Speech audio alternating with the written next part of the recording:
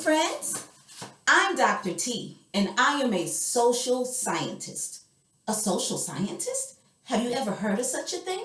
Well, a social scientist is someone who studies people and human beings and the things that human beings do. I'll tell you an example. I'm a teacher. I used to teach third grade. I used to teach children who look just like you. And what I do is I study how human beings learn. I study how children learn. I study how to make learning in the classroom environment a better, more fun, engaging place. And so I study teaching. And that's what a social scientist like me does. Okay, so today we're going to do a fun experiment. This module is all about air quality. It's specifically about air pollution. And unfortunately, things are in the air all the time and we are breathing those things in. You're going to look at some modules that look at what happens when your lungs breathe in different types of pollutants. And you're going to hear from my friend Taylor, who's a meteorologist, and she's going to talk to you about the weather and about air quality as well. But first, we're going to do a fun, quick experiment. You ready? So this is just going to help us understand and help us see what really is in the air around us.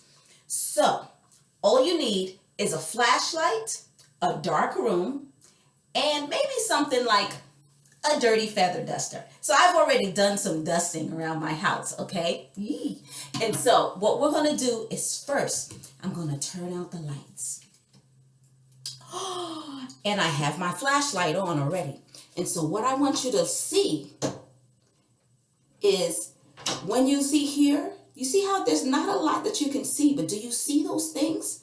You can see little white things. Those white things that you can see moving around, those little dots. And when you look, you can see in the air different pollutants, different things floating around.